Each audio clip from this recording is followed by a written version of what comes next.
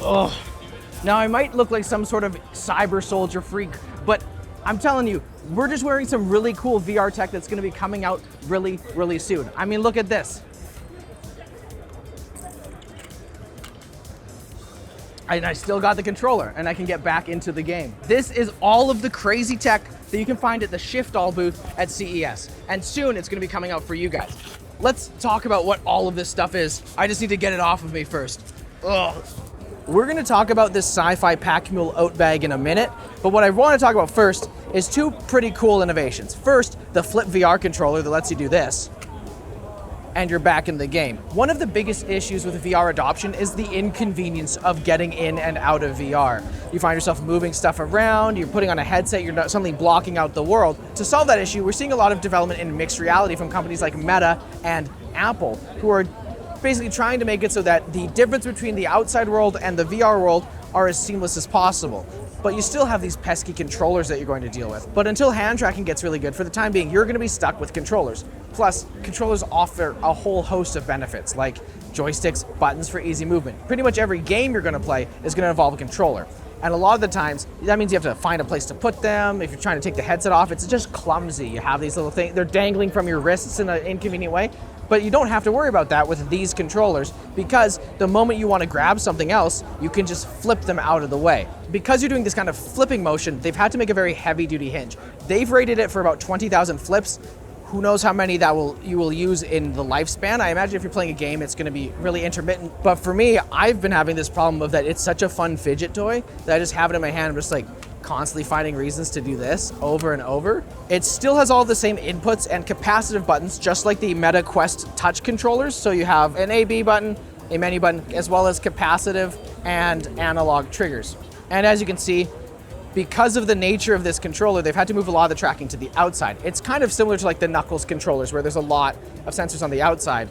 This isn't quite final hardware. As you can see, there's still like holes in it with the infrared sensors. Those are gonna be covered up by transparent plastic. But as it stands, I think it's a pretty cool product. And it's also adjustable very slightly for like hand size. So if you're somebody with like longer thumbs or shorter hands, you can pull and adjust, and it's more comfortable, as well as you can adjust how far back and how far forward the joypad and connections lie. Now, I think the controller advancements are pretty cool, but I'm also really impressed by the MeganeX Superlight. But before I try this thing on, why don't we flip to our sponsor? Thanks to bequiet for sponsoring our 2024 CES coverage. If you're shopping for your next PC build or just new components in general, make sure to check out bequiet. Their premium products include power supplies, case fans, PC cases for said case fans, all-in-one water coolers, and high-performance air coolers. With roots in Germany, they've been in the industry for more than 20 years and specialize in making high-quality parts that are hard to hear. Be quiet. This year at CES, they're showcasing new white PC cases, white fans, and even white hard drive cages. Step into the world of quiet cooling with bequiet at the link down below. This is going to be their new generation for 2024 for their MeganeX line of headsets. And as you can see, it's really small. You may have seen our video on LTT about the Big Screen Beyond. It is a absolutely tiny headset that weighs just 127 grams. But to get that weight, there was a lot of sacrifices that had to be made.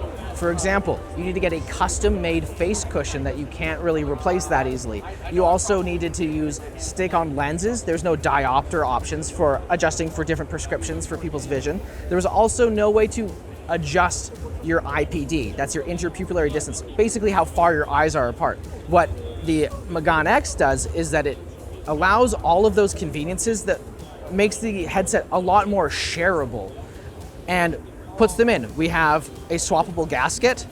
We have a diopter adjustment. It's not working on this prototype currently, as well as we have adjustable IPD so that you can actually share your headset, which was probably the biggest weakness of the Big Screen Beyond, was that it was kind of for you and only you. And they're able to do that while still targeting a very small and very comfortable form factor and a weight of just 250 grams. Each eye contains a 2600 by 2600 micro OLED display, very similar to the ones that are in the Big Screen Beyond. But unlike the ones in the Big Screen Beyond, these are 1.3 inches, which means they're larger. Why does that matter? Well, when you're trying to take a small, like postage stamp size display and expand it to consume the whole field of view for the user, that requires intense optics. And doing a lot of hard work with optics causes internal reflections, which can result in chromatic aberration and fringing on colors, as well as it means you lose a lot of light from your display. Like in the big screen beyond, for example, the actual brightness of the OLED display is in the thousands of nits, but what gets to your eyes is around 100. So they lose 90% of their light bouncing stuff around. A bigger screen means you're doing less bending and warping of that light to make sure it gets to the user. Now they quote that it's gonna be above a 100-degree field of view. They're not really going to disclose that information currently.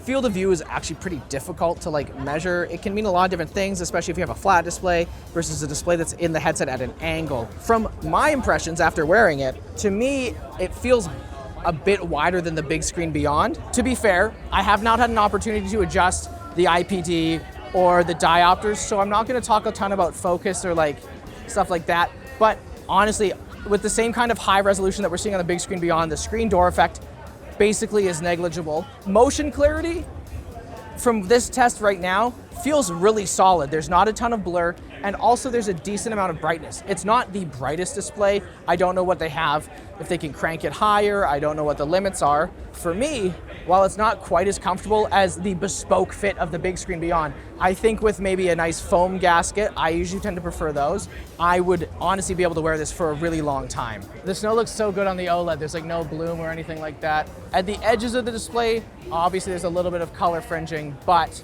yeah, man, I'm so excited for VR to get actually this good. I've been waiting for VR to be good for a long time. I say this as an enthusiast, somebody who really enjoys their time in VR.